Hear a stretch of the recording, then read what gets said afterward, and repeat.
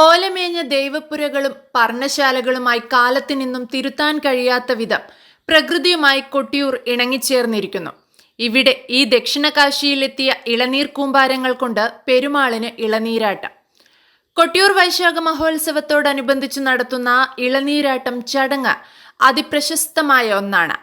അക്ഷരാർത്ഥത്തിൽ പുലർച്ചെയും കാറ്റും മഴയും നനഞ്ഞ് ലോകത്തെ ഏറ്റവും വലിയ മഴയുത്സവം ഭക്തർ ആഘോഷമാക്കി. ഹൈന്ദവ ക്ഷേത്ര രീതികളിലെ വ്യത്യസ്തതയാണ് കൊട്ടിയൂർ വൈശാഖ മഹോത്സവം. ആദിവാസികൾ മുതൽ ബ്രാഹ്മണർ വരെ ഉൾപ്പെടുന്നു ഇവിടുത്തെ കാർമ്മികരായി. ക്ഷേത്രത്തിലെ പ്രധാന ചടങ്ങുകളിലൊന്നായ ഇളനീർ വയ്പും ഇളനീരാട്ടവും ഭഗവാന് ഏറ്റവും പ്രിയപ്പെട്ടവയാണ്. വേട്ടയാടി നടന്ന ആദിവാസികളാണ് വനത്തിനു നടുവിലെ ക്ഷേത്രവും ശൈവ സ്വയംഭൂവും കണ്ടെത്തിയത്.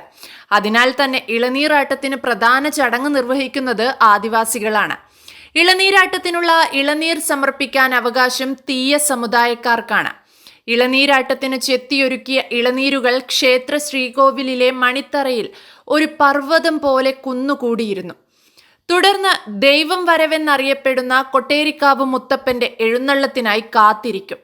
ഇത് നടത്തുക ആദിവാസികളാണ്. ഘോരവനത്തിൽ നിന്നും ആദിവാസികൾ വൻ അട്ടഹാസവും തീപ്പന്തവും ഒക്കെയായി ക്ഷേത്രത്തിലെത്തും. ഈ സമയം എല്ലാ ദീപങ്ങളും അണയ്ക്കും. ആ ദൃശ്യങ്ങളൊന്ന് കാണേണ്ടത് തന്നെയാണ്. അതിവേഗത്തിൽ ഓടിയെത്തുന്ന ദൈവം സന്നിധാനത്തിന്റെ കിഴക്കേ നടയിൽ തിരുവഞ്ചിറ കടന്ന് മണിത്തറയ്ക്ക് മുന്നിലെത്തും.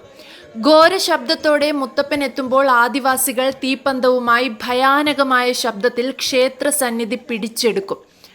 ആ സമയത്ത് ക്ഷേത്ര സന്നിധി ആദിവാസികളുടെ പൂർണ്ണ കൈവശത്തിലാകും. അതിവേഗത്തിൽ ഓടിയെത്തുന്ന ദൈവം സന്നിധാനത്തെത്തി അരിയും കളഭവും സ്വീകരിച്ച് മടങ്ങും. അനുമതി നൽകി ദൈവം മടങ്ങിയാൽ ഇളനീരാട്ടം ആരംഭിക്കും. ഇതിനിടെ കിരാതമൂർത്തി വേഷത്തിൽ പുറങ്കലയൻ എത്തുന്നതും കാണാം.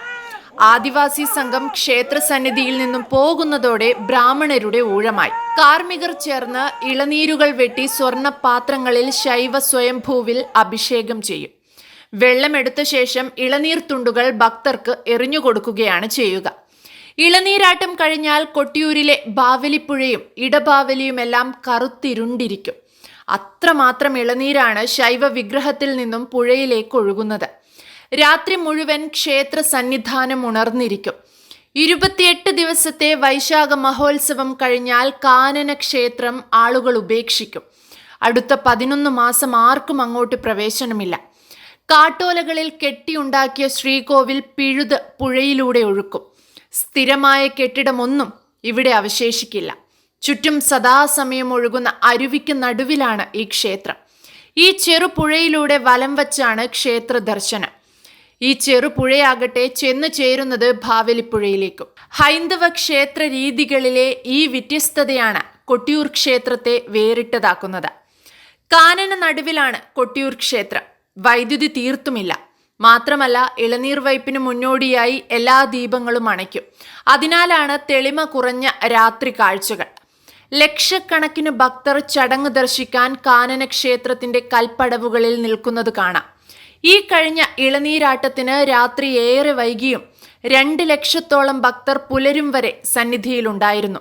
അത്ര ഭക്തിയാണ് കൊട്ടിയൂർ പെരുമാളിനോട്.